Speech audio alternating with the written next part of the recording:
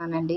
ఇప్పుడు చూడండి 'అల్లు అర్జున్' కటౌట్ చూసారు కదా! మా అబ్బాయి కూడా 'అల్లు అర్జున్' అంటే పిచ్చండి. పడి చచ్చిపోతాడంట. 'అల్లు అర్జున్' అంటే అంత పిచ్చనమాట మా అబ్బాయికి కూడా. అయితే 'అల్లు అర్జున్' గారు చూడండి ఇప్పుడు ఇది చెప్తున్నారు కదా! అక్కడ మనకి తెలీదు. ఆళ్ళు చూపించిందే లైవ్‌లో ఏం చూపించినా లేదంటే మామూలు టీవీలో ఏం చూపించినా మనం చూస్తాం. కానీ ఆయనకి ప్రత్యక్షంగా తెలుసు కదా! తెలిసింది చెప్పడానికి కూడా అక్కడ రాసిందే చదివి చెప్తున్నాడు. కావాలంటే మీరు కూడా చూడండి తెలీదు అని. లోపల సినిమా చూస్తాను, బయట కొంతసేపు వచ్చి మా మేనేజ్మెంట్ వచ్చి సార్ అందరికీ ప్రాబ్లం అవుతుందంటే వెళ్ళిపోమని చెప్పారు. అవునా ఓకే పాపం ఇబ్బంది పడుతుందని చెప్పి మేము వెళ్ళిపోయాం. సినిమా ఫస్ట్ టైం నేను 3 ఏళ్ళ తర్వాత ఫస్ట్ టైం పబ్లిక్లో సినిమా చూసి సినిమా ఫుల్గా కూడా కంప్లీట్ చేయలేదు. అలా మధ్యలో నుంచి బయటకు వెళ్ళిపోయాం. బట్ నాకు అర్థమైంది రెస్పాన్స్ బట్టి దాన్ని బట్టి సినిమా మంచి పెద్ద హిట్ అయిందని.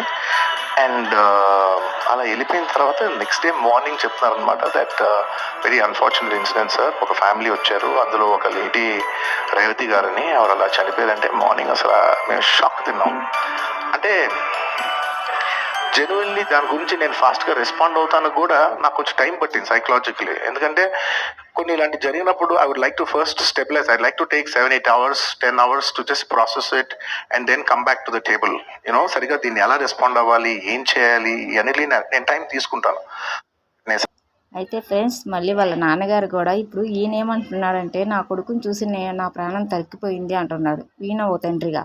ఈయన తండ్రి ఏమంటున్నాడంటే నా కొడుకు అన్ని కోట్లు పెట్టి సినిమా తీసి అంత చేసి అంత పెద్ద హిట్ సినిమా తీశారు, మా దర్శకత్వం కానీ డైరెక్టర్ కానీ మా అబ్బాయి నీవు ఒక మూల కూర్చోబెట్టేశారు అంటున్నాడు.